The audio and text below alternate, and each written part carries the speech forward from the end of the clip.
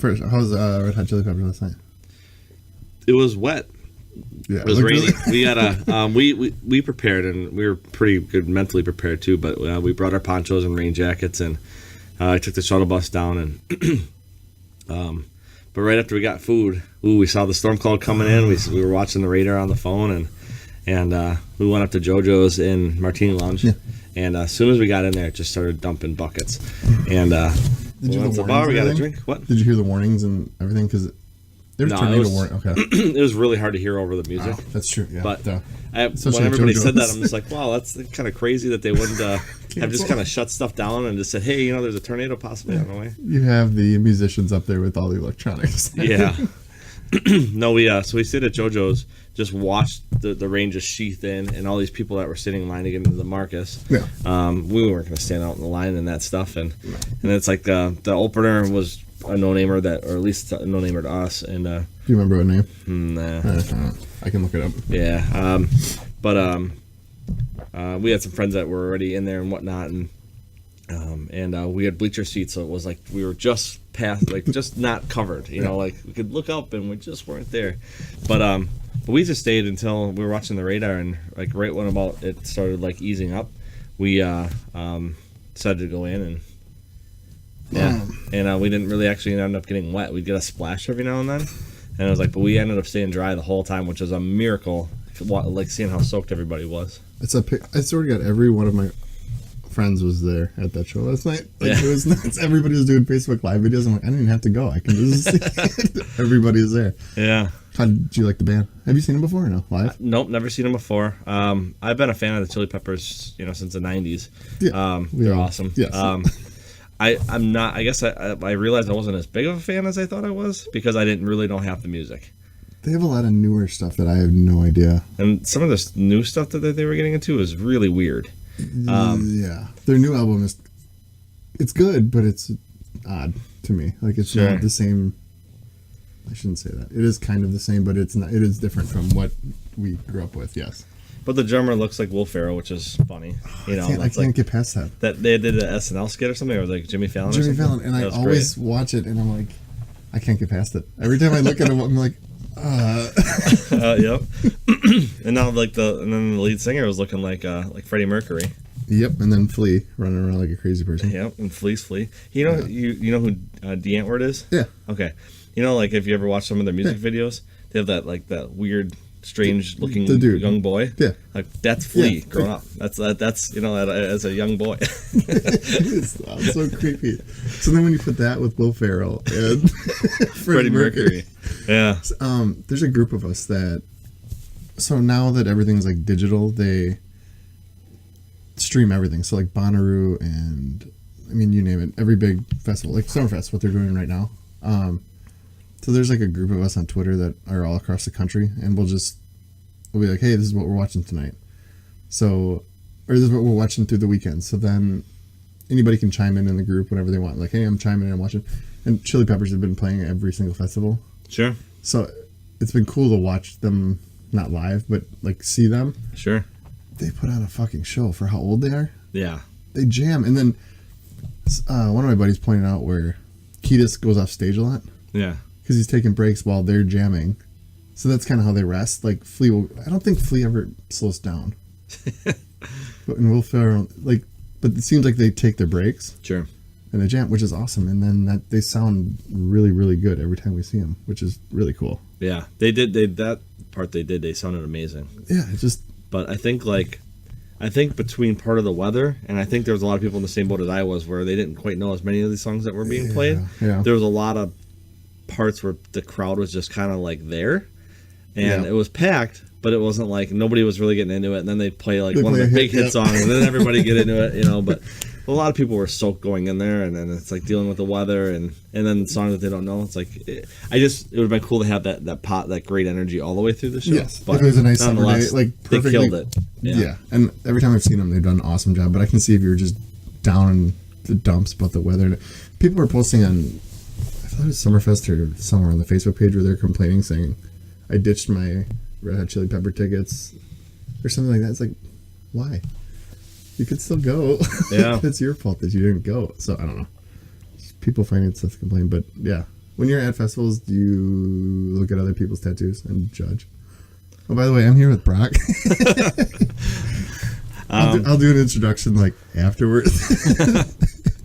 It's hard not. It's hard not to. It's I think what baffles me the most. I mean, I don't really stare too much, but it's funny because I've actually I ran into a friend a couple years ago, and I literally saw her tattoo, and I'm just like, wow, that looks really familiar. I'm like, oh, I did that tattoo, and she was wearing like this purple wig and was turned away from me, and it was I just caught the back of her arm, and literally, I was like, oh, hey, and she's just like, I would have never recognized her had I not recognized the tattoo. But in today's modern like age with the internet, with portfolios, with all the technology we have, I can't believe people are still walking around with bad tattoos. They're like still going and getting bad tattoos because there's so many. I mean, I guess that's like. No, that actually jumps around. Like I said, I wanted there were so many things I wanted to talk about, but that kind of. So if you're getting your first tattoo, or if you have something you're passionate about, right? Yep. Where would you recommend somebody to go? How would you? Okay, so like if I'm buying a TV or if I'm buying something, sure, I'm shopping around like crazy. Yep. Or any product at all, one product, I'm gonna shop around like crazy. Yep. Tattoos, obviously. Yep. I got lucky with you because Nate. It was weird how I even hooked up with like you and your shop. Sure. Because Nate mentioned you, and I was like, why does that name sound so familiar? And I remember seeing posts from Sarah, and I was like, oh, that connection. I was like, okay, good. I have a connection there, and I can say Nate or whatever it is. Sure. But your shop is different than anyone else's that I know. But that's different. Well, whatever. We'll talk about that later. But like, how would you recommend for somebody who either doesn't have a tattoo, or first time tattoo, or like they're really passionate about something that they want to get into it? I say I always say like look at portfolios. Start there. It's always good to even pick, not even necessarily get your heart set on one artist, but pick 2 or 3 artists, maybe from different shops or whatnot, and do a consult with them. Like with us, consultations are free. You just come in. Yep. I have no problem sitting down ever talking to anybody and at least guiding them in the right direction. If I'm not the right artist for them, I'll say, hey, like this one would be a better fit for you for what you're going for. But when you look at a portfolio, I mean, like line work counts, shading counts. You want line work to be straight. You want shading to be smooth, stuff like that. But when you look at a portfolio overall, you'll get a feel for kind of the style that artist carries. Yeah. And it's like, if you can get away from like, well, I'm not interested in a skull and I'm not interested in a cross, that's not really what I'm going for. It's just like, don't look at that like that. Look at it as a whole and just say, how does this work feel to me? And if that's the one that stands out to you, do a consult. Like you, do mainly black and white, and that is, you do an amazing job at it. So I can see that. But yeah, I mean, I could never just say like, oh, you only do birds. Or it's like, you know what I mean? Like it doesn't. No, it's the style, and I can see that. So, all right, so recommend the shop. And I think somebody posted something the other day about pricing, which I think throws people off. Sure. Which I think I posted something on pricing. Did you? Yeah, there was a lady that did a video from Europe. It was good, yes. Mm-hmm. But that didn't even cover everything. That didn't cover like the fact that like if we don't, that doesn't cover our no shows. Like if somebody doesn't show up, okay, we don't make money. This is what I was going to get into because I'm still to this. No, you know what? Ever since I've been going to you, sure, I get it. Sure. But I feel, and even like we were talking about like bad etiquette stuff. Yeah. Which yes, I take shower. I'm not worried about that. And taking a selfie while it's going, like, yeah, fine. Oh, selfies are fine. Oh, really? Oh, yeah.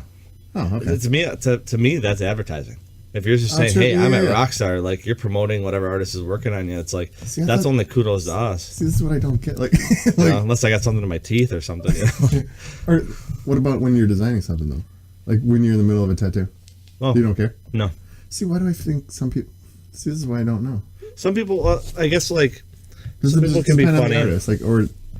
Like, with smartphones nowadays, and I get this a lot, I guess, not so much during the tattoo, but post-tattoo, where like somebody will get a nice tattoo, they go home, and they take this shiny, bloody, right afterwards. weird angled picture, and you're like, yeah, my favorite artist, Brock Steven, did this, and it looks great, and you're just kind of like, swollen.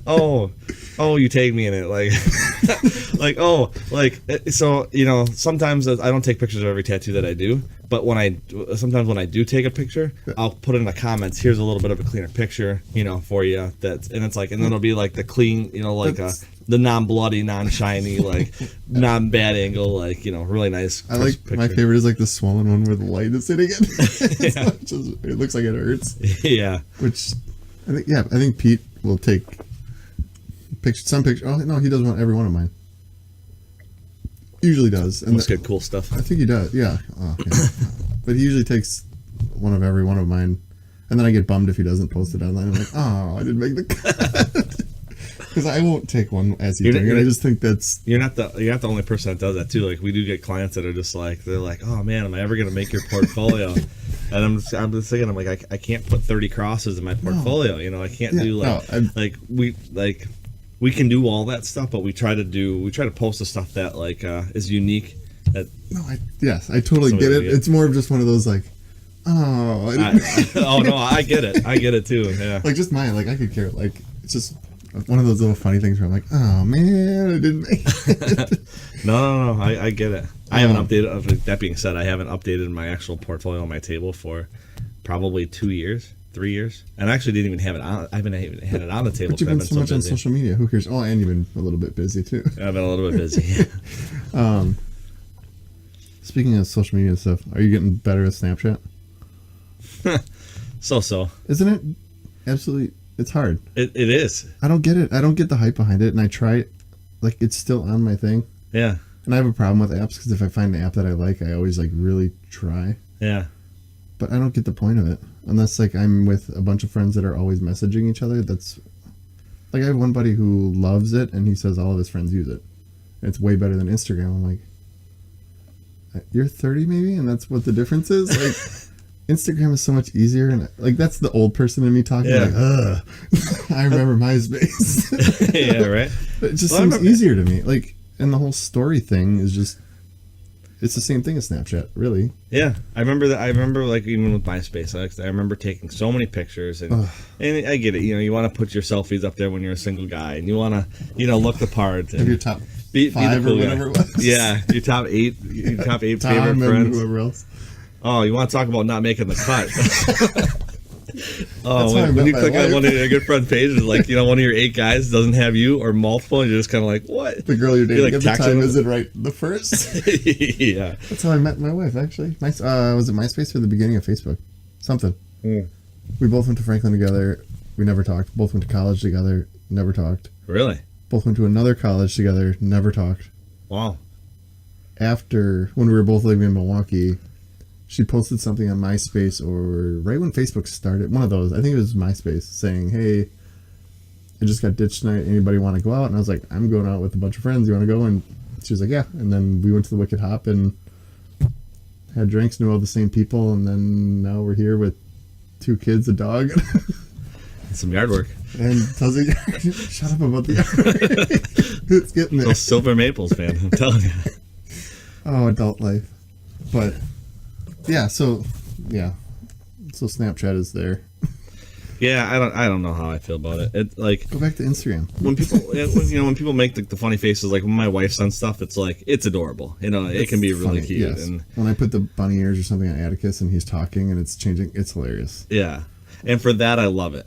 But like when people when you're flipping through somebody's day and you're just like, it's like Subway, and then it's just like, wow, look at that. There's like dirt on the ground, and like, oh, I put my shoes over here. It's just like, Wait, let's take a look. Not here. that interesting. Oh, air drumming. That's actually kind of funny. Yeah. You know who's the worst is the Brewers. Constant. It's like, okay, come on. Sure. But it's like that kid that when you go to the Shedd Aquarium, it's almost I have a hard time even tolerating it now because every kid has to take a picture of every fish. And of course they don't follow the flash rules, so it's like flash, and it's like sometimes I'm like on Snapchat going, this like, is this like every fish at the aquarium? Like scrolling through. And everyone's like, I was on the train going to Chicago, and there was a girl that was flipping through Snapchat so quick, like to her friends. I'm like, I feel old. Like this is definitely not me now. Like, yeah, I can flip through like text messages and stuff, but she's like on Snap like this futuristic device, and I'm like, Jesus. It's like I feel old now. This is bad. It's funny too because like my wife like hates she big time on it? FaceTime. What? Is she big time on Snapchat? Or just every once in a while, funny picture or funny voices. Funny voices. That's kind of what. It's exactly how I'm at. Yeah. I'll say this. So when I get the badges on the phone, Yep. that annoys the crap out of me. Sure. I don't know why, but my wife will have them all over, and I just can't stand it. So if you would Just to show that there's something there. yeah, like the red. Oh yeah. You hate that too? Yeah. Isn't that annoying? Yeah. Like she has My mailbox, however, I don't think I'm ever gonna win on that one. But like my actual email, 6,513. I don't think I can clear those out anytime soon. But that's like six. We had a vendor come in, and she put her phone up on the projection. Yeah. 122,000 emails, Come on. and a couple of us who have the same thing where they're annoyed with it. We're all just like, like get rid of it. I didn't think it went up that high. It's just like, man, you do anything. It's like, oh, can I have your email address? And it's like, by the time you catch up to it, you have 30 spam emails from Michael's, or Target, or, Yeah. it's like, oh, unsubscribe. Well, do you just want to unsubscribe from some of them? Do you still want to get the weekly stuff? No, nothing. Like, well, you're not going to get the coupons. Like, I don't want the coupons. Just leave me alone. You're getting rid of my badges. And then you go to buy that one thing and you're just like, oh, I bet you there's a coupon on it. Well, that's the thing. That's kind of what I was going to do with Snapchat. Is like I always wanted to get rid of it, and I know the simple thing is I just get rid of the badge notification. But if you were to post something like or send it to like your story and me or something, if I see it, I'm like, oh, gotta open it. I'm like, yep. Even Facebook with Messenger now, it's like you add somebody as friends, and it comes up as a message saying like, "Oh, you can now chat with this person." I don't want to chat with this person, and I don't want to Or, hey, wave to this person. Like, I don't want to wave to that person. I get so many friend requests from people I don't know because of what I do, so it's just like so I accept I think outside of anybody being weird, it's like if I have mutual friends, or it's just like I think I actually asked Sarah before. Before I even messaged you, I think I was talking to Sarah first. I'm like, hey, I know you. But yeah, like you said, the badge, I could see that from Messenger when you add somebody, it's like... Another badge. Yeah. I hate the badges. I guess let's just start from the beginning. How did you get into tattooing? I know this is going to be super general. No, we're going to start cheesy, but no, you knocked them out, or am I already... No, that's all right. I don't mind a little cheddar. Basic stuff.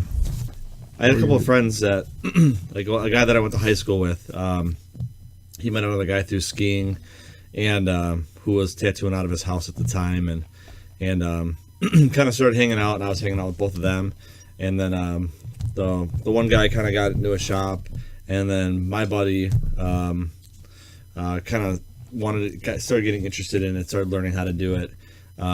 And then neither one of them, I'm pretty sure neither one of them graduated high school, and they went at 18. We're both working at like one of the first shops to open in Milwaukee. Milwaukee used to have a tattooing ban until 1997. So you could get tattooed in South Milwaukee, Menominee Falls, Waukesha, just not Milwaukee. Just not Milwaukee itself.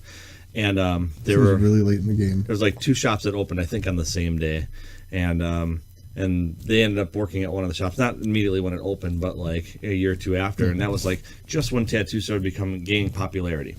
So, at 18, they were working Which shops opened first? I think Gothic Body and Body Ritual. Body and they were Ritual. both, Okay. one was on Prospect, one was on Farwell, I think. Body Ritual used to just be a piercing shop. And then they switched over. Okay. Yep. So they were both working there, and I want to say they're probably making over $100,000 a year at 18. Jesus. And so like fake IDs to go out to the bar, all the money, like they had the latest and greatest TVs and How many cars. artists were at that shop? What? How many artists were at that shop? Like, well, I ended up going and working down at Body Ritual in 2004, and I worked at a little shop up in the Slinger area, and it just wasn't a busy shop. I needed more experience, needed to work around more artists, and so my buddy that was working down there, he's just like, yeah, come down, work down here, and literally like I went from making maybe $500 to $600 a week up in Slinger to making like $2,500 to $3,000 a week. And it was like, and I started during tax season, and that's where it was like really busy. But I was one of 12 artists when I started. wow. but it was like it was a street shop, so we, you know, it wasn't appointment based. It was you walk in, you pick it off the wall, and you stick it. So before Google, before the big custom tattoo push kind of went through, like, you know, I kind of got out of the street game just in time to get my feet on the ground with a custom shop, and you know, before like really everybody now kind of wants something more custom. Yeah, I mean, I don't see. I guess I only go to you now, but even you don't have like any of the. Well, do you have those boards that are out there? We do, and you have the books. I know that for sure. Yep, we do. I actually like when I first opened the place, I didn't have them on the wall because I was like, well, we don't need them, you know. Yeah. We have computers and everything else. And but my first customers that walked in, and I'm like, well, you know, what can I do for you? And they're like, well, do you got anything to look at? I'm like, well, like, you know, I show you my portfolio, and they're like, well, I mean, like any pictures or designs to pick and choose from? And I'm like, no, not really. Like, just tell me what you want. Like, you know, we're a custom shop, we can design anything. And they're like, well, we just kind of wanted to look at something. So I'm like, all right. So here we go. Next day, I ordered a bunch of flash and bought the flash racks, and it's called flash. It's all the wall art. It's called flash, and so I put it up and yeah. But back to like getting into it. So out of high school, like I went to school for like a PC Pro school to be a Microsoft certified systems engineer, PC productivity. Spent a lot of money for not really much any of an education at all. Just a speed course of like, you really got to know. What did you learn in that? I'm just curious. What did I learn? Yeah. Not much. I'm just curious because that's like almost what I do now. And really? I never did any of that in college. Like I hated that in college. Sure. But I'm like writing SQL queries now, like SQL. Okay. But in college, I would have never. If I would have looked at that, I'd be like, nope. Yeah. Not happening. So, well, this is like, okay, well, it's not you don't get a degree, but you get you get your certifications. So, like the intro class before you should do anything else, it was a book that was about like an inch and a half thick. It was a 3-day course, 3 5-hour classes, and all they do is like flip the page, highlight, you need to know this. Flip the page, highlight, you need to know this. So they didn't really teach you; they just told you what you needed to know to study on your own. And then they expected like 10 hours of study time per hour of class time to get you prepared. Jesus. So I went into, what is it? Is it C plus or what's Yes, I know what you're talking about. Like taking apart computers and manually. I know what you're talking about. Is that right? It's like it's something like that. I'm more of the computers done, and I have to write code to get data that I want. Okay. Yeah. So this. But I do know I know what you're talking about. I just don't know the exact name. So this is my first class after that intro class. The class was a week long, or 5 days, and each class was, I think, 4 hours because it was the nighttime classes. And I had 4 books that were each an inch thick. Gross. And that's during that week. It was flip the page, highlight, flip the page, highlight, flip the page, highlight. And they're like, this is what you need to know. Like, so I paid like $16,000 for an education of like nothing. And you could retake these classes as much as you wanted. So I took it again because you can ask as many questions as you want or whatever. But they really didn't it wasn't hands-on. It wasn't anything. So the most of the people, they didn't tell you is just like, yeah, you know, like they have like 75% job placement afterwards, yada, yada, yada. They don't tell you that like 75% of people actually don't even make it through the program. And the people they're not teaching you. Who's teaching? No, the people that are making it to the program are the people that have certifications already and are just upping their certifications. Yep. And those are the people that were understanding it. For everybody else, it was just like over our head. What the hell are you talking about? Yeah. And I went through my whole high school career like I was always a high honor student, and I did probably 10 hours of homework my whole high school career. I could study in one class before the test, pass it, sleep. That's how I was. It was easy. So I'm just like, that's how I got to go home and study for like, this is nuts. I was awful in college, but high school, it's like you look back and you're like, how did I not get straight A's? Like you just show up and you get a C or a B. Like, literally, I could have easily. Yeah, I mean, I always like test is this day. I'm gonna read up like the 2 days before and be like, done. There it is. I got it. Like that's just how I learned. But I learned that like way later in life. Yeah. So yeah. But yeah. So you were doing this before you were tattooing? Yes. Okay. Well, so, and kind of a funny story. My first job, I was a DJ at a roller skating rink up in West Bend. Yeah. So I was like, right off the bat, I just kind of had a fun job. Yeah. And so I worked at, I did the Taco Bell, I worked drive-through, and then I went back to the skating rink, and we did like a lot of weddings and stuff too. So I did a little bit of wedding DJing as well. You're good. Okay. I'm good. I opened this one before. Okay. But done a lot of like that sort of stuff, and then I was kind of working odds and ends jobs, and ended up going back and managing the owner of the skating rink I worked at owned a couple different skating rinks, so I was working at one of his rinks while I was doing like the PC Pro School that I absolutely hated, and it's like, and I'm like, I'd go hang out with my buddies. What made you get into that though? What? The PC Pro School. Well, I like computer classes were always A's for me in high school. So you just okay. But Word, Excel, like, you know what I mean, CAD, like nothing to do with fixing a computer, not building a computer not from the scratch. stuff that like you could really use in high school. Like, like I would have like loved to have a class like that. And maybe it would have taught me like, hey, don't go to a PC Pro School. You're not gonna like it. But ultimately it was just like I couldn't. I don't think I could just work on a computer all day. I like not something that doesn't talk back to me or doesn't say, "Hey, like my elbow hurts." Like, yeah. So no, I get it. like I said, like my job. I fell into it where I just, like I said, I hated numbers. I hated it, accounting, all that stuff. For some reason, something with data clicked. I think it's sports. Like my connection with sports. I like statistics. You're a sports fan? Yeah, could you tell? Not even a little bit. Just a little bit. I think the numbers, like statistics and data, got me hooked, and that's kind of what I do now. Is just like database marketing. So I get to do the marketing, which is the fun part. Sure. And then the nerdy stuff. So it's like a mix of like both, and like I never liked numbers or any of that, but for some reason that just clicked. So. Sure. But yeah, I never saw myself behind a desk or anything, and I'm the only one in my area with tons of tattoos. Sure. And they're like, "Can you cover those up when you come to work? Like, where the one?" I'm like, "Sure, whatever." Yeah. You don't want to offend your computer. I get it. So I got into tattooing. Yes. PC Pro School. PC Pro School. Not for you. Not for me. I was managing a skating rink. I actually you said DJ. No, my first job I was a DJ at a skating rink. I ended up running one of the owner of the rink owned a few rinks, and I ended up running one of his rinks. Little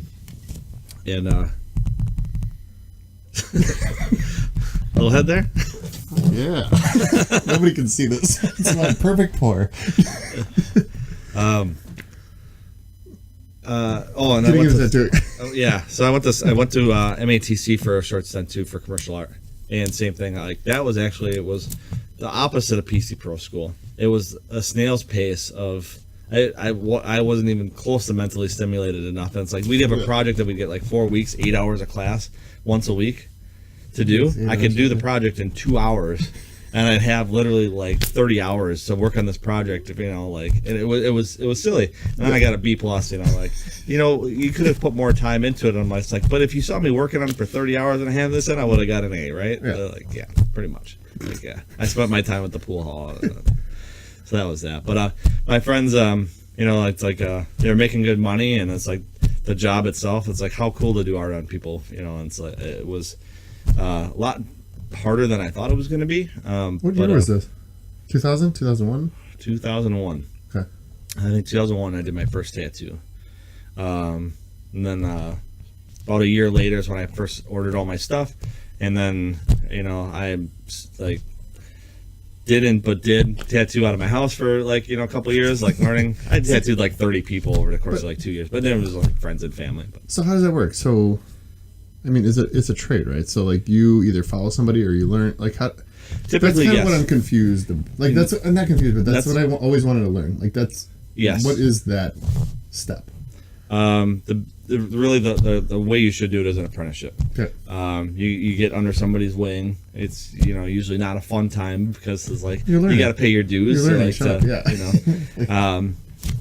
But if you get under the right guy, you can learn a lot, and you can have your foot in the door. And for me, I just had a couple friends that helped me order the right stuff, taught me how to be clean and sterile, and in the shop that they worked at allowed me to get a tattoo license, so I could come down to their shop and I could sterilize my equipment.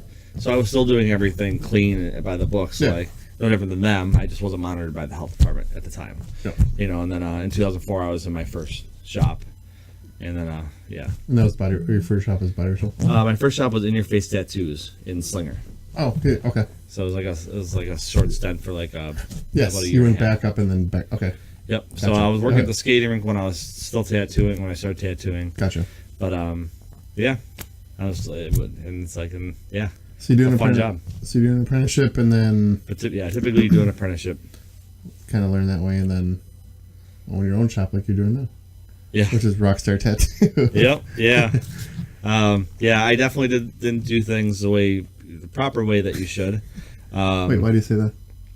Well, because I didn't do the apprenticeship and stuff. Like I really learned. Okay, but it seemed kind of different back then because I mean it just kind of was new in Milwaukee. Well, I guess you still gotta technically go through the. Yeah, you'd still do an apprenticeship, but I mean it's like your apprenticeship is like you're spending maybe a year or 2 years before you're even tattooing, washing cars and running errands and like really like like you're the shop bitch, and that's the best way to put it. You're scrubbing the tools, you're mopping the floors, and you're just drawing, but you're literally being told what to do. And if at any point you disagree or don't want to do it, guess what? You lose your apprenticeship and you're out. Why don't I feel like you have that at your shop? The whole apprenticeship thing,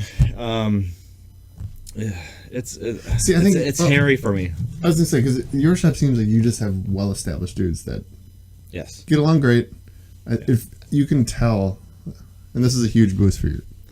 Nice. For me, like you walk in and it's one of the cleanest shops ever. You can tell that the guys get along. It's just an awesome experience. Yes. But you can tell like that's kind of why I was asking because like I don't think I see an apprenticeship there. I just see like you have the front desk people like doing everything they need, and then you have the artists who seem like all well established, awesome artists. Yep. And like amazing, great people, which I think stems from you. Sure. Because you picked them out, probably. I mean, I don't know. I'm just that's what it feels like walking in. They all are, and it's like except for Pete, he's kind of a dickhead. No, just he has his moments. No, he's my guy. I love Pete. Pete's awesome. I absolutely love Pete. Yeah, it's funny. It's like we're all a big family there. We all pick on each other all day, and that's what makes the day go around. It's fun. Yeah. But Ashley was actually like the only apprentice I can ever really say I've actually ever had. And I can't even take full credit for her just being my apprentice because she did an apprenticeship at another shop under another guy and was actually tattooing. And then she worked with a guy who ended up coming and working for me as one of my first artists that came to Rockstar. He's no longer with us. But she came to check out the shop, and she's like, wow, I really want to work here. Yeah. And he's just like, well, talk to Brock. And she's like, okay. So she talked to me, and at the time, it's like I couldn't afford to pay somebody to answer phones or clean the shop and all that sort of stuff. And I was so pumped to finally start doing bigger custom stuff, running my own shop versus all like the street stuff, like, you know, the butterflies and everything else. Nothing wrong with those. I haven't tattooed them myself.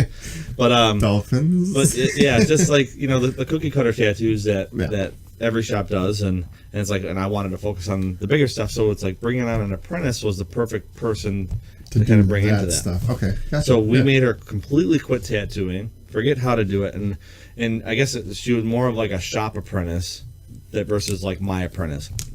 And she actually learned a lot from the guy who had started working for me early in her career. But now she works for me, and obviously, you know, her first availability is in February now, so it's like she's booked out like crazy, and everybody loves her, and she's a great artist. And I just took down to Pete. I don't know why.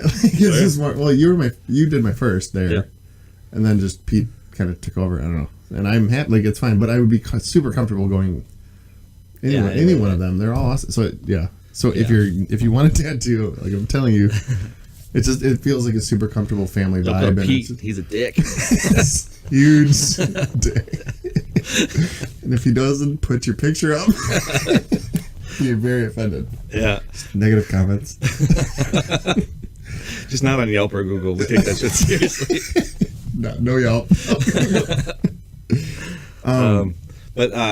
But in the other aspect of things with apprenticeships, it's like right now it feels like our industry is starting to bleed artists. It's like they're just shops are popping up. People are apprenticing artists. A lot of shops will charge, you know, maybe $5,000 for an apprenticeship, or they'll charge $500 a month for an apprenticeship, but they pay for them. And it's like, and a lot of times they're doing that because one, they want a shop bitch to run around and do, you know, they want a meal. that's more appropriate for a No, podcast. I get it. No, it's a bitch. You can fucking say whatever you want. Sadly, it is what it is, and it's just like, and we never treated Ashley like that. We never made her pay for an apprenticeship. Like literally, when we did start letting her tattoo, we had to okay the designs and okay the people, and if she could only accept tips, she couldn't charge, and whatever tips she got went in an envelope, so she could eventually buy her machines, supplies, and everything that we didn't have. Gotcha. And that's how we kind of did it. Her other job was her job that paid her bills and all that sort of stuff. Yeah. But most places don't do that. And so right now, so many places are pumping on apprentices. One, because it's like maybe they can't properly run a shop, so people don't want to stay there. But you would think it sounds like you have a decent model in place. Yes. Like that seems pretty, like that makes sense to me who doesn't get it. You'd think more people would want to try to do it, especially with all of the volumes of shops that are going on. Well, I don't want to tell everybody my secrets, but I'll just cut it all out. It's no. Well, no, I mean, it's really business isn't as difficult as people think it is. It's providing a quality product with quality service, and quality service is, the quality of the art, the quality of the personality, the quality of when you walk into the shop, you want to feel welcomed and all that, and it's like, all you got to do is be nice to people. Like, you can be the best artist in the world, but if you're an asshole, like, nobody wants to work with you. See, that's a big reason why I switched over, and I won't mention where I was going before, which you and I think have talked about it before. So. Yeah. I mean, it was the only place that I knew, and it was close to where I lived. So I was like, sure, I'll go there, and it's pretty well known. But I would set up an appointment with some random dude. They would have... I'd get there probably 20 minutes or some early. Yep. Pretty pumped up, like, hey, I'm getting this done. I would tell... I think it was date and stuff at the time. But I'm like, hey, I'm getting a tattoo done at this time. Should take a couple hours or whatever it was. I wouldn't, get ready for... It would probably be like an hour or two delay. Sure. It's like, well, our appointment was at this time. Why am I not here ready at this time? Yeah. And like, well, they had a bunch of walk-ins. I was like, wait, what? Yeah. Sure. Which I'll cut that out, but... Yeah. No, but that's exactly how it was. And I didn't have fucked up. my Like, seriously, customers, pushed off, and it was like, well, you're just going to have to work with the next artist available. See, I never had that. I just had to sit and wait for whoever I had an appointment with, and I'm like, well, why would you... But then I won't say anything. Sure. No. I think you were the one who actually told me originally, where you said certain shops like they just throw walk-ins right away. They take the walk-in for the cash and just bring them in right away, no matter if you have an appointment or not. Yeah. Which that's bad business. That's bad. Or they just won't show up, and it's like, yeah.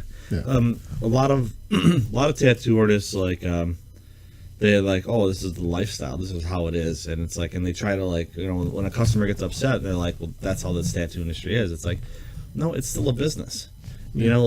Somebody's paying us good money to do what we're doing, and they're taking time out of their day.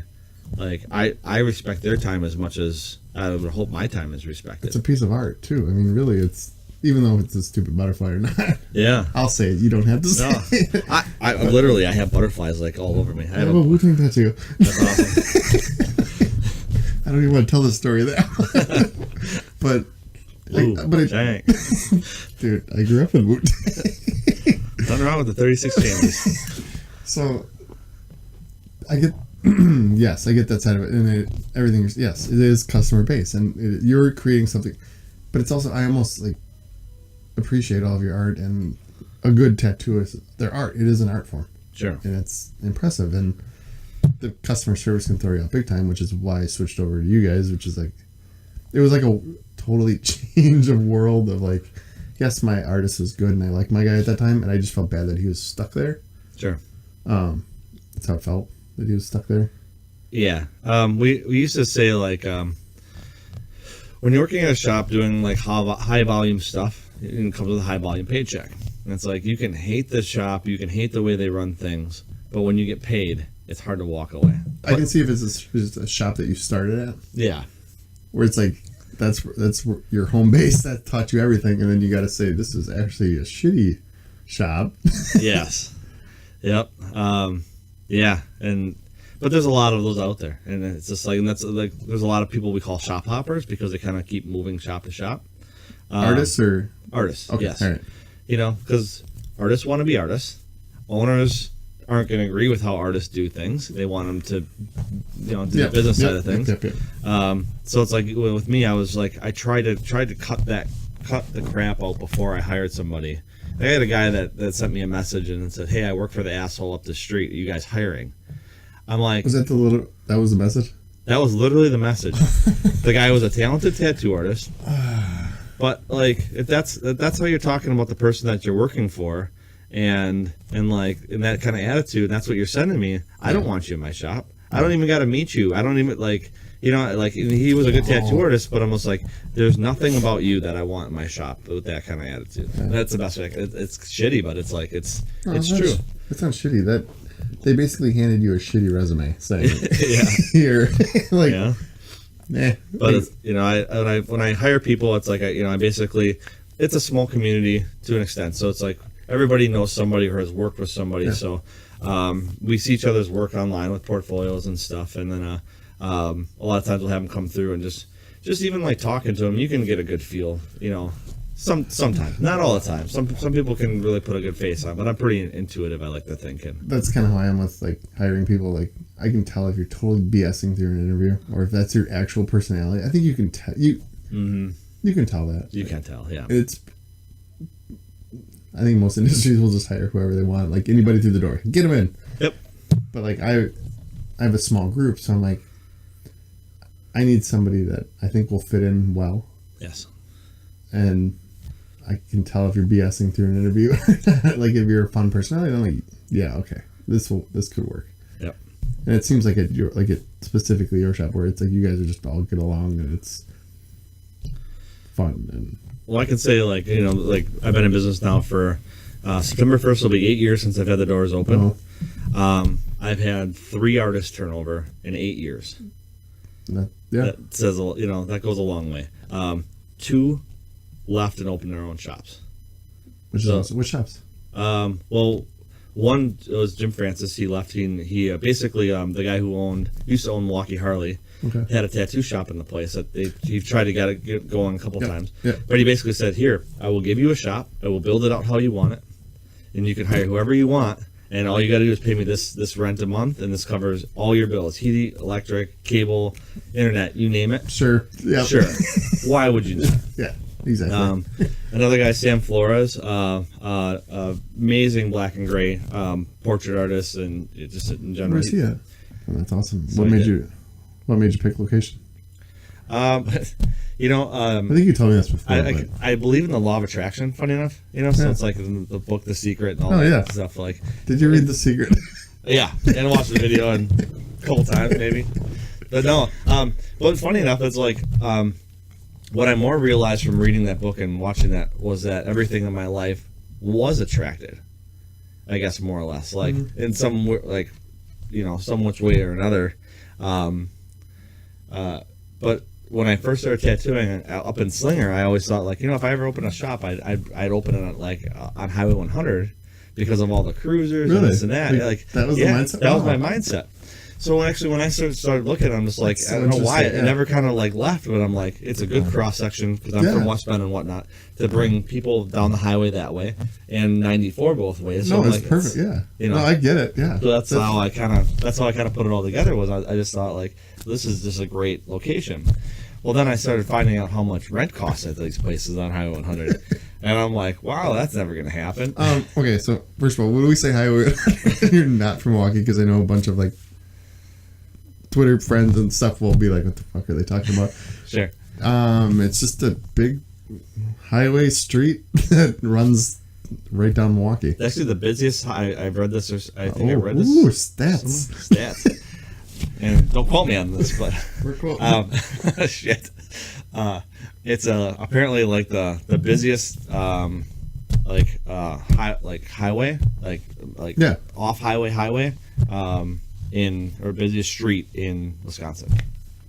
I think I've read that somewhere too, so I can back you up on that. So it's so it's like 3 lanes on each side, and It's a massive road, It's yes. a massive road, and it is always busy. I don't think anybody calls it 108th Street. No, Highway Like, where are you going tonight? I'm cruising 108th Street. It's like it's not the busiest highway because it's not it's technically know. not a highway, but I mean, kind of. No, I guess it is, right? Because it like Legally, it says it's Highway 100, but yeah, it's still also a 108th street. Street. Yeah. But I don't think anybody here calls it 108th Street. Yeah. So anyway. But, yeah. So that's then I ended up super- like totally everybody lucked out. cruises it, and definitely we did it in high school. I don't know. Yeah, it was just the Sure. thing to do, and that, now you can't do any U-turns on it. Yeah, right. All right, so it's a great location, and now I love it because it's closer to my house, so that makes it even better. Yeah, sadly, I actually when I was looking at places, I found a place on like I think it was like 80 something in National, and it was an old dentist building, which would have been perfect. I could have bought the building for like 90 by grand. yourself. It had a parking lot. I could have owned it. Everything wasn't zoned for tattooing. It's been vacant for like 10 years. How do you gotta be zoned? How do you do that? How do you work through that zoning? The zoning. Wow. Where I was like where I ended up finding my place Yeah. was zoned for it. So it's like Wait, how does it have to be zoned for it? What's a zoning law for that? some Again, I'm dumb, so I don't districts know. just have zoning laws like literally like So there has if you, to be a specific Yeah. zoning law for that. so it's Interesting. basically Okay. like if you put up a bar, you can't put up a bar anywhere. Yeah. Same with tattoo shops. So this is kind of like a rough So where you're subject at for me. now, it was zoned for tattoo. It was zoned for tattooing. Interesting. Okay. And shortly after I there, they kind of rezoned the area again. Okay. Not by my thing, but they put it between, or either it was before or after I was there, but they put it between Lincoln and Oklahoma on 108th Street or Highway 100. So right down the road from you. Yeah, just only that strip Yeah. was zoned for tattooing now. Everybody else that had shops already were godfathered in, and then if they ever closed, Oh, they so could they moved your. they could turnkey, but they couldn't like if they ever closed, like somebody else couldn't go back in there and open up. So it was like something. And I'm like, I'm in a prime location. I found a spot where like rent is affordable and like I'm great. And it's like and nobody's gonna be able to up next to me, whatever, because Yeah. So the rent's so high. So if you sold your shop, it still couldn't. Or, wait, is it? Oh yeah, I'm totally fine because No, but if you sold, then could a tattoo place move in there, or they'd have to go? oh yeah, no, they could. Okay, so you're fine now. That worked. Yeah, but I don't own the place. Yeah. So it's like, so What about that that part. dentist shop? Yeah, right. Well, here's the kicker. So then there was another guy who just recently opened up a shop in West Dallas, and it wasn't in the zoned area. Where is it? So You don't have to say the- 84th and National, Oh, or 84th okay. and between Greenfield and National. I think it's like somewhere there. I haven't even driven by it. I think Yeah. I heard or saw something about it, and I'm like, well, they're not zoned. It's like. I wanted to go. I really wanted to go fight tooth and nail because I'm just like, hey, like I wanted to buy a building. I wanted to do all this stuff, and you basically said no. So And he could just slide right. and then now you're just letting this. They released the whole zoning thing. Now you can open a shop anywhere. Wow. Okay. But I'm like But then in the same breath, So in I'm, 20 years, they pretty much opened it up to everything. well, said it was 97. open up. It was open up to everything. Oh no, that was just in Milwaukee itself. Oh, gotcha. Okay. Yep. Yeah. Yep. So West Dallas is its own Okay, yes. own difference or whatever. Yep. But so it's like I was pissed because I'm like, okay, well now anybody can just open up around me. Like I had to jump through hoops. Like the stuff I had to go through to even get like my permits and everything. It was insane. No shop owner I've ever talked to went through half of the stuff I had to go through the city to just get it West open. Dallas. And I'm just like, you got to be kidding me. And but on the flip side, so the owner of the strip mall that I'm in, he's older, he's retired, he built it himself, you Yeah. know, like so it's owner I guess run Yeah. versus a third party company like a lot of them do, which is Where- why you pay 3 times the rent. Well, the owner would sell it to another big company. Yeah. Yeah. So if you were to ever retire and his kid doesn't want it or whatever, literally rates could triple. And then I'm like, and if I got to find a place to go, I kind of want to know that I can go anywhere in West Dallas. So in that aspect, it's like, I don't want to argue it because the location's been good to keep me and it- I can't argue, so. Yeah. Highway But 100 it in burned a little Cleveland. bit. Yeah. So yeah, Rockstar Tattoo, Highway 100 in Cleveland. Okay, go back to the paying thing because I'm very interested about that, and I think for the longest time. Wait, So you go into a shop, $60 shop minimum. And they're like, okay, well, just for like a cursive name, it's like, well, first off, it's permanent. You're gonna have it for the rest of your life. $60 for anything permanent is a spit in the bucket, But that part I never cared about. I mean, seriously, like, this is an hour and a half out of this person's time. Like, I never. But there might be some people listening that'd be like, $60 is crazy for just a butterfly tattoo. But Sure. I get it. I get it. I totally get it.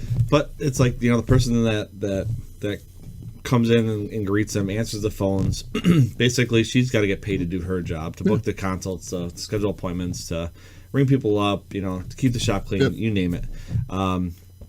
So basically, overhead supplies, like needles, gloves, inks, like ink caps, like every piece of equipment that you need to actually do this tattoo adds up. Then we need to spend time drawing it, and and all that kind of goes into it too. We're at the end of a $60 tattoo, we really make only like $15-$20 on it. But that $60 tattoo, we probably spent a half an hour designing for you, because it's like, those the little guys are always like the ones that are like really, it's funny. It's somebody will come in and they want an infinity symbol with a name in it or something. I don't have to change the design like 3 different ways just to make sure that this connects perfectly here, and there's a little bit of a gap here. But I can draw like a half sleeve, and they're like, yeah, it looks great. And it's like one stick, and they're like, if we're going, But there's so much going on with a half sleeve that you don't really see all the fine details. Where something really simple, you see every little speck of it. Yes. So, but regardless, everything costs money, and it's like at the end of that, we don't really make a lot of money off a $60 tattoo. No. After all the costs. But If anything, you're hoping for repeat business because of your service. yes, That's like any normal business. and then that's exactly it. You hope that they come back and get a bigger tattoo, Yep. or whatnot later on down the road. But so that video basically covered a lot of that, like that process of it. What they didn't cover was like, almost all tattoo artists are independent contractors.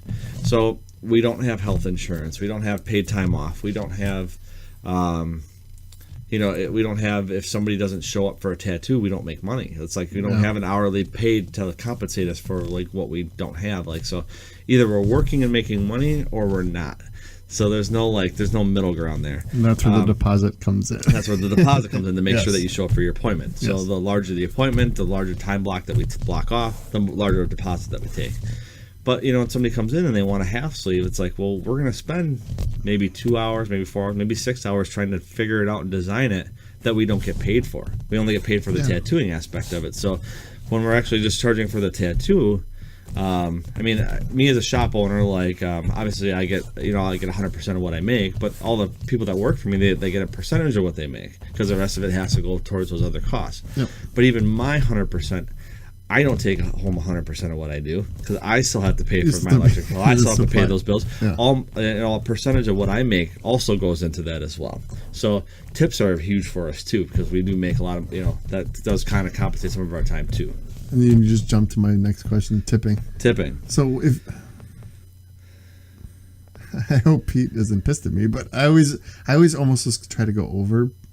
I don't even, like, because usually I'm like, I don't even know, and I'm just going to give you more than what I think. Sure. And I hope Pete doesn't listen to this and be like, that fucking asshole does. But I try to be like, here, I don't know. But Sure. What do you recommend? I mean, I always feel weird like when I have to explain this to some. I know. Like, explain it, because I don't ever want to say like, no, I really want you to give me. It should be like a 60% tip. it's like I have a waitress out here. Hi, how much do you think? 30%. Yeah, right. Just an industry norm. Like, It's like going to a restaurant. It really is. It's like I usually say like if I'm talking to. oh, you're getting awkward now. It's an awkward conversation, but like fine, forget about. But you or anything else, just like industry standard.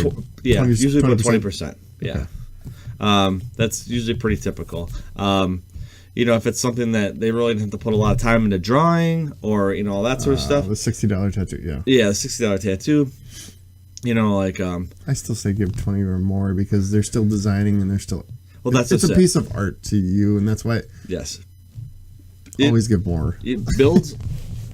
Tips create a wonderful relationship with your tattoo artist. Yes. So like when they know that they're being taken care of with you, and you come in with that idea that's so off the wall that they're just would normally be like, like, I really don't know how to help you with this. Like, Yeah. Maybe you got to find a different idea. They might be like, like, I'll help you work through this, or I'll spend the time trying to figure this out, because I know you're gonna make it worth my while in the end. And I had that experience Pete, I had a stupid idea. And he was like, he's like, I can do it, but I don't know how we're going to work it out. Mm-hmm. And actually, I rethought something better. And I was like, yeah, you're right. The original idea was really stupid.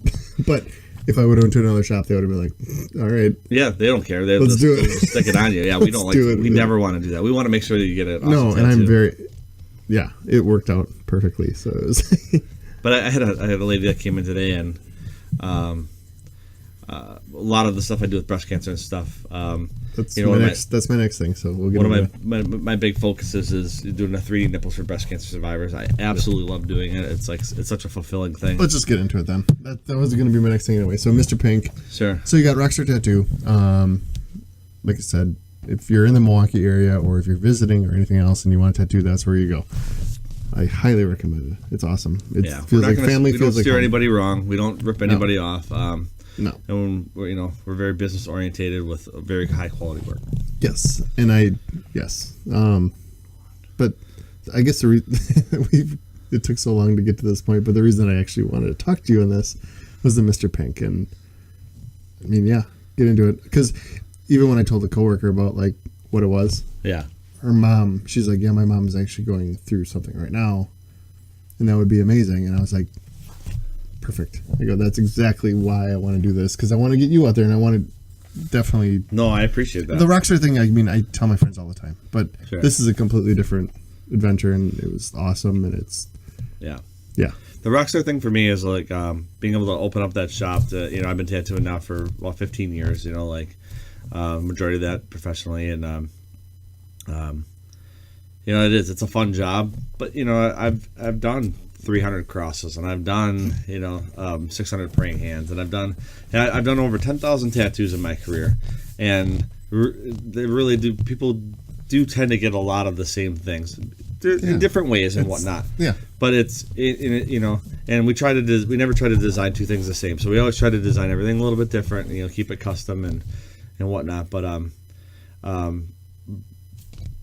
had a lady that I tattooed her granddaughter, and for her 18th birthday, the lady herself was getting tattoos from a friend of hers who didn't really do the best work or whatever, but it was a friend of hers, and she traded like some motorcycle parts or something for work, and she really didn't have the money to afford tattoos, but she wanted to make sure her granddaughter got a great tattoo at a clean shop, not by like her friend. So it's like she knew her limitations of her friend. Yeah.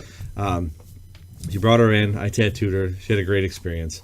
A couple months later, she stops in and she's just like, I just came from my oncologist, and she's I'm a breast cancer survivor, and I was talking to my nurse, and she saw the artwork that I had on me and asked if I knew any like local artists that maybe do like nipple tattooing, and she's just like, well, my artist doesn't personally do that, but I took my granddaughter to this shop, and she had a great experience, and it was really nice and clean, and she goes, I don't know if he does or doesn't, but she'd be a great person to do this sort of stuff.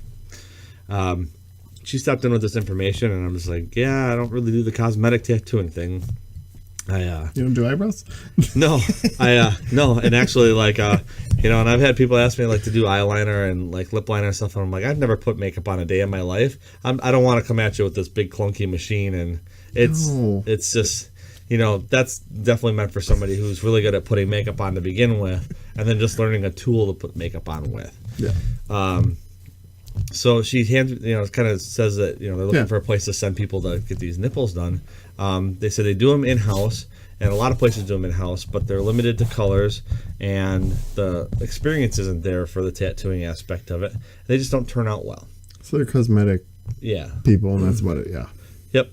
And they literally do two circles. One's one color, one's the other color. No 3D effect to it. No nothing. They buzz them out, and I think the whole process in and out, they're in and out in like 15-20 minutes. Wow. And then it's like when they're fully healed, they're really patchy, they're bad, they don't look 20 good. minutes for a tattoo just seems insane. Yeah. Like even if you do just a line or that's just it, is like they don't it's a difficult tattoo for me to do, and I've been tattooing for 20 years. And but everybody's skin's a little bit differently, and we're working over scar tissue, and there's a lot of like different things, but so she came in and she's like, is this something that you do? And I'm like, well, not really, and I said, but I'll look into it, She's like, okay, well, you can contact this person if it's something you do. I started looking into it, and at the time, there's only like one person that was really well known in the United States for doing it. His name is Vinnie Myers. He's, I think, out in Philadelphia. Fantastic artist in general. He's been doing nipples now for years. And he has a 4 or 5 month wait list just to get nipples done by him. And so I start looking into this more, and I'm like, okay, well, 1 in 8 women get breast cancer. I'm looking at the jobs that are getting done out of like a doctor's office and stuff, and I'm like, wow, this is terrible. Yeah. I guess I just saw an opportunity that maybe I could help. And I said, but I didn't know, so I contacted the nurse. I sat down with her. She kind of explained to me what was going on in the breast cancer world, and the need for it and all that. And I said, well, send somebody over my way, and I tattooed her, and I actually fixed something that she had done at a doctor's office, and like cosmetic, yeah. the nipples, and all said and done, the reaction I got from her, she was crying. She felt like a woman again. She could look at herself in the mirror again. Yeah. It was a tidal wave of emotion that I was swimming in instantly, and I wanted to keep swimming. I'm like, I want more of this. Like it was a better feeling than any tattoo I'd ever done. Like the greatest picture in my portfolio. I just gave this woman like her feminineness back, her life back to live and just feel normal to anything. And I was just like, I just knew that right then and there. I just wanted to be a part of it and do more. Yeah, no, I remember tearing up thinking about it. Like, just it was awesome because I think you said you were coming out with it, going, "Here's what I'm doing now. Here's what I kind of want to get into." And I was like, "You never think about that on a day-to-day basis, but like." That woman is living with that every single day when they wake up and everything else, and this gives them something again that is awesome. And it's just kind of mind-blowing. Where can they get information for you or information for this? MrPinkInc.com. Okay, and then everything is done in your shop and everything else. Yep, currently. Eventually, if I get busy enough to separate that from work, then I'm probably going to try to get at like a salon or a spa or something. Okay. Something where like these women don't walk in and hear rap music playing in the background, and like all the dick jokes and stuff like between the artists at the shop, and this is the fun stuff that makes the day go around. Because this is, you can tell when they walk in. It's like an intimate. We go to talk to one person about a consultation, and they're like, "Yeah, I got all these ideas," and it's a breast cancer survivor because they just kind of shrug their shoulders and they just kind of hunker down, and they don't really want to say it too loud, and so I bring them back into my private studio, and So when you have, I never even thought about that alone. Like for a woman, kind of probably embarrassed to even come to you. Yes. And then walking into Anchorman on the TV with Pantera playing or System of a Down, it'd be awkward. But But I think your shop makes it more comfortable than any other shops. We try to, yeah. I couldn't see like everybody at our shop's awesome and nice, and I might be biased about that. But I'm gonna go ahead and say that. But it's more of a welcoming shop than any other place. But still, even how welcoming it is, I could see a salon or something like that would be pretty awesome to do. So MrPink.Inc. MrPinkInc.com. MrPinkInc.com. And I'll put that out there on everything else. No, I really wanted to get to that because I know that's like, it's just one of the awesome things that you do and have done with your shop. Yeah, actually, for the first 2.5 years of doing it, I wasn't even charging people. I was just doing it for free, just because I wanted to help people, and I was just like, I want more of this, and because I was still learning about it too. I figured if someday if I do make a move, like I did with Mr. Pink, I wanted to build a portfolio. I wanted to, have a good rapport in the community, in the breast cancer community, and not just be like, somebody who like, Like just be like the guy trying to take advantage of something, because it's not that case at all. No, and I can tell looking at you, I wish we had this visual right now. Like, Yeah. it's truly where your heart is, and that's awesome. And even when I think when you first announced it, and I think knowing you helped, but I could read it and really see into you and say, this is something you're truly passionate about, and it's like, it's an awesome, like, it, when I first saw it, I was like, this is awesome, this is great. You're trying to help people. Yeah. And like I said, going into your shop, you can tell that you hire great people, great dudes. It's just you. I mean, good dude. Yeah, to come by, if we're not but- the right shop for you, it's like we'll send you to the right shop. If the right artist, it's like even with breast cancer patients when they come in and they do a consult with me. Since I've gotten into this, there's been a couple. I'd probably even say like a couple dozen artists around the country that have now kind of stepped up and started doing this as well. Yeah. So from a business aspect of it, I'm just like, oh yeah, now I have competition, but like that's not what I'm about. Like, I am so thrilled to see more and more people coming up and doing this and being able to give this to women, so they don't have to travel to Philadelphia, so they don't have to travel to Milwaukee or California Canada, or New York, wherever it is. Like, Yep. It's here. Yep.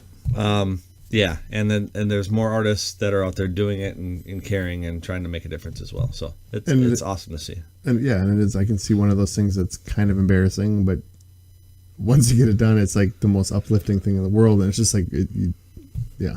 Yeah. But I can see right now talking to you, which no one else can see. Which I should do this on YouTube now, but I won't, because the comments, it would drive me nuts. Sure. But I can just see you're passionate about it, and that's awesome. Yeah. So. Yep, I'm actually. If we're going to San Diego, speaking of traveling, my wife she's a veterinarian technician as well, as she works at Rockstar, but it's been a vet tech for 18 years, and she has to keep up with like her credit system, I guess, like in the sense of so many seminars or so many hours of additional learning, I guess. For some reason, I always forget that about her too. Yeah, so so every couple of years we go to San Diego because she can knock all her hours out in like one weekend. Tough. Yeah, Cindy. I know, right? Stay in the marina. It's just like, oh, she's in class. I'm just hanging out by the pool. Yeah.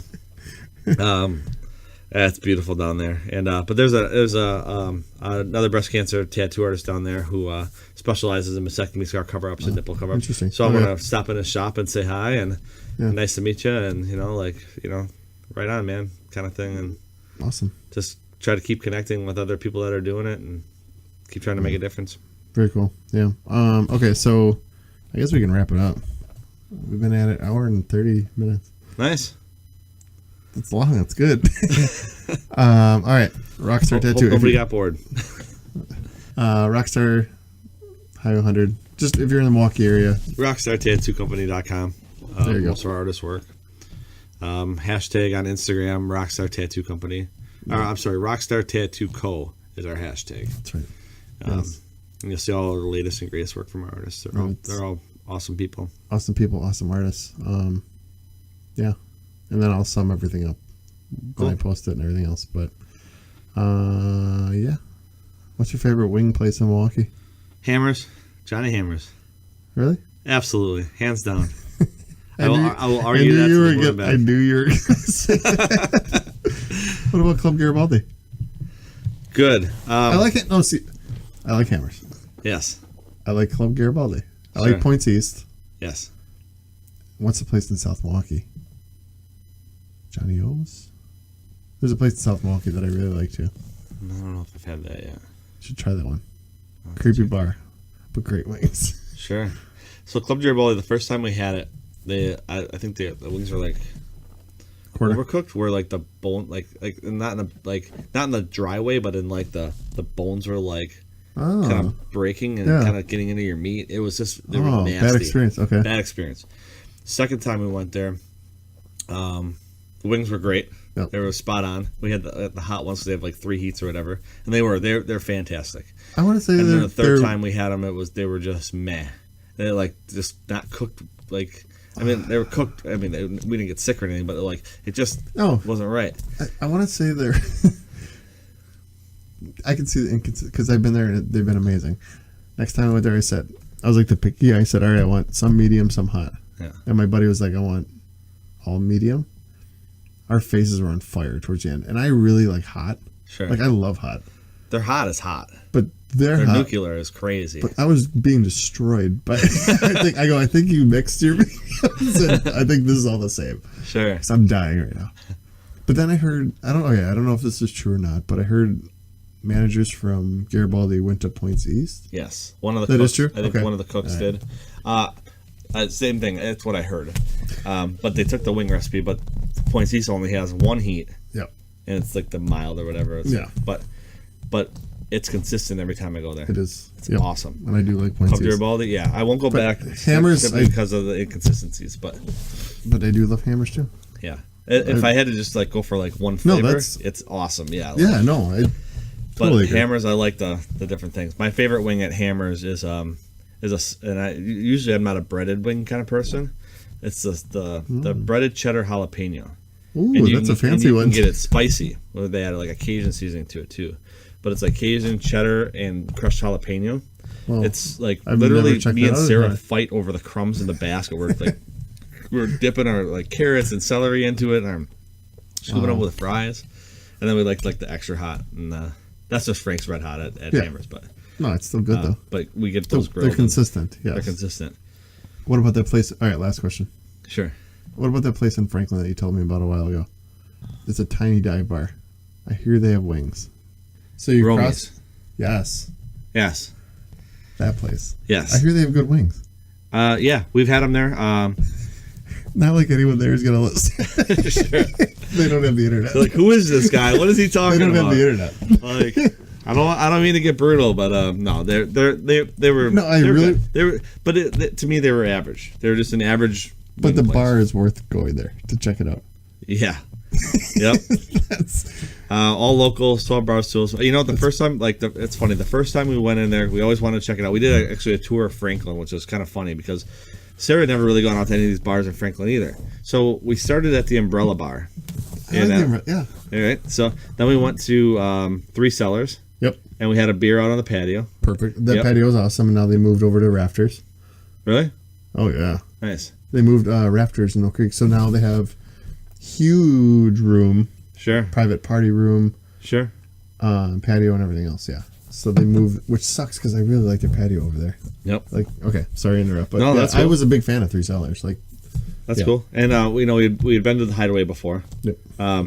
So it's like, I like okay, the so Hideaway. let's try something new. So we went to Romy's.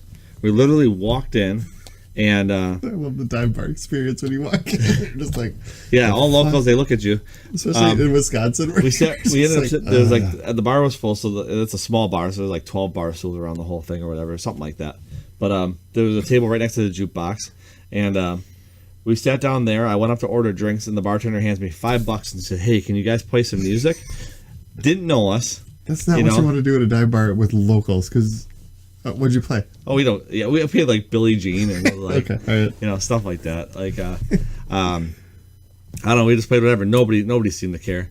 But then that also ended up being the night where it's like we were sitting there. We had some food, and we ordered the wings because that's why we went to try them. Yeah. And then like some young dude comes in I'm just taking a and picture now. or how about that? You can do whatever you want. Uh-oh. Perfect. All right, some dude ordered his wings. No, some young dude comes in and or some older dude walks in and there's a younger guy across the bar, and like I said, everybody knows everybody. We were even talking to like one of the locals and everybody was like super cool. So I'm just kind of gonna say like I've seen bar brawls before. It doesn't phase if you're not even part of it. Like like nobody cares. Like Yeah. they're not gonna come after you or whatnot. So we parked right in front of the front door, and all of a sudden like Why'd you park there? That's always the bad place to park. yeah, the parking lot was full. It was a bit, Oh, that's true, like yeah. a small place, but small parking lot as well, but busy bar. But Where's it? I never even saw their parking lot. it's like it's yeah, fine. it's like 3 cars. Yeah. So we the fight kind of starts, and the guy kind of starts coming, and all of a sudden a couple other people start swinging too. So I just tell Sarah, I'm just like, we both have our drinks in hand. I'm like, just kind of stay behind me, and we'll just take a step back, you Yeah. know. And we're just watching this like play out as we're like sipping on our drinks, And all of a sudden, like half the bar starts fighting, and I'm like, okay, Oh. we've had enough. We've had enough to drink that we probably shouldn't even be on the road. No. We don't want to be part of this. We don't, whatever. And I'm just like, okay, this is gonna spill onto your car, because we had her car there. And I'm like, so we literally like ran out as we're like drinking our cocktails as fast as we can. You know, I think we ended up dishing them in the bushes. We left them on the bar, I should say. No one from there is listening. We didn't break the glasses, I'll say that. You know, we literally Somebody from we set them down in the bush area. Somebody from Romies is a huge podcast listener. He's like, oh, what do we got here? And we get in our car and we like take off, and like police sirens are like coming as they're coming to the bar. And it actually, like, as we're pulling out, it was spilling. They would have like landed on the car had we not been backing out. But we ended up going to Landmark and then Swiss Street. And anyone listening to this, Franklin is a very nice city. It's a really richy city. I grew up there. But these bars are kind of off the beaten path. Your typical. They are. But I've actually heard the owners of Romy's, I've never heard a bad thing about them. They're supposed to be just awesome people. I've heard their wings are good. Like, one of my buddies used to live right over there, and he's like, he went there once, and he's like, yeah, they're really good. I was like, all right, let's check it out. Because I think that's after you told me about it. I was like, I heard about the place, and I was like, I'll check it out. I don't care. I go, I like those places. Sure. I like the places that have a jukebox, and the bartender gives you $5 and says, play something. Absolutely. It's the best. Yeah. And everybody was friendly there, and we went to the other bar, and then we started talking, and they're like, and everybody was actually shocked that like that there was a fight that broke out there, because they're like, everybody knows everybody. But that's not Franklin either. Like, that's not, Franklin is not a brawling city. No. No. It's Rawson Pub and which we still never been. Sarah always used to joke because her parents always used to say like, "Don't piss us off, or we're going to the Rawson Pub and leaving you guys here." Rawson Pub is always our teachers. Like, if I were to go there now, there'd be a bunch of teachers hanging out there. Art teachers? Still. No, not art teachers. Oh, I thought you said art teachers. No, our teachers. Oh, our teachers. Anyone who went to Franklin, it was like probably the art teachers. Sure. But I know the gym teachers were always hanging out there, and so I was like, I remember going back in college going, so this is what you guys did during the week? It's like, yep, all right. Yeah. But then you have teacher friends, and you're like, okay, now I get it. Yeah. So. Yeah, no, that's the one bar we've always meant to stop in, but we just never have. It's really I mean, it's nice. But again, I don't think anyone there is listening. Sure. All right. Well. Do you like the Hideaway's wings? Yes. Yeah. I just like the bar. I like that bar. I like that bar too. I just like the Hideaway. Nice beer selection. Like for being out in the middle of nowhere. Totally. And all the food's good. Food's really good. I'm not a big fan of like messy breaded wings. No. So it's like those things, they come in there almost like alien size. That's the only thing I don't like about them. However, they still taste great. Like, but it's just not my favorite kind of wing. No, they tasted good. And I do like the Umbrella Bar. I like what they're doing there. The only thing that's kind of weird to me there is like it feels like a lot of Franklin socialites. Like I agree with that. It feels like the housewives of Franklin just hang out there. Sure. I get that vibe every time I go there. Sure. Which is fine. I mean, that's just what it is. But yeah, we just went and watched a show up there. It was actually pretty neat. Yeah, it's cool. It had a concert. It was outside. They do a food truck thing there, which is really cool too. I heard that. Yeah, it's cool. I did it. We were volunteering for work to go do something there, and they did it, and I was like, sure, I'll do it because it's close to home. Why not? Sure. And it's pretty cool.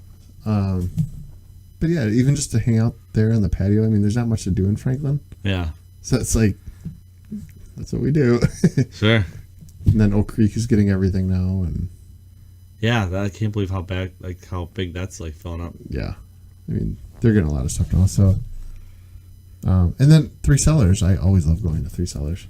Yeah, that was our first time that was there. That was our first and only time. We've been back to Romy's, obviously, of course, since, because we knew it was an isolated incident. We really like that place too. We'll stop in and have one usually when we're passing. That's how, when we lived in Greenfield for a while, we had a condo in Greenfield, and Gaslight West was there on 84th and Cold Spring. Oh yeah, you should check that place. Yeah, they have pizza. You walk in and you're like, yep. But it was literally a block from our condo, so like we would go there just to hang out and have a beer and just end the night. Sure. But all right, well, Brock, thanks for coming. Thanks for having me. Yeah. Rockstar Tattoo. Mr. Pink Ink. You do. That's my baby. You do all the. I love the Mr. Pink Ink. It's.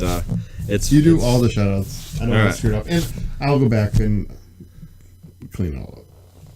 So go ahead. He's saying I'm gonna botch this, so. No, rockstartattoocompany.com and Instagram, hashtag rockstartattooco. Pretty awesome stuff. My baby is Mr. Pink Ink. It's really like I feel like the stars are just aligning with it. It has been since I started doing it. I love helping people, even our shop as a whole. Anybody that pretty much brings a flyer to us that has any kind of like organization, donation, anything that they need a raffle item for, we donate to everybody that can give me a flyer to their event. We just love helping. We love being part of a community. We love being part of the world, like just making a difference.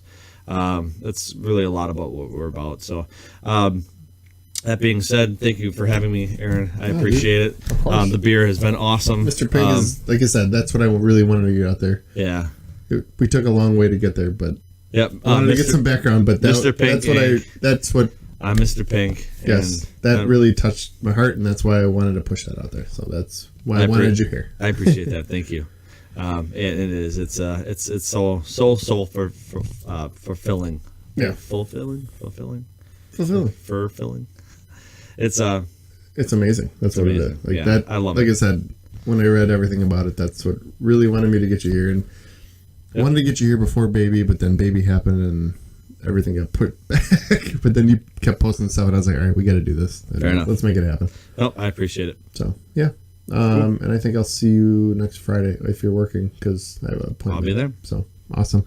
All right, everybody, thank you for listening, and yeah, that's it. Good night. See ya.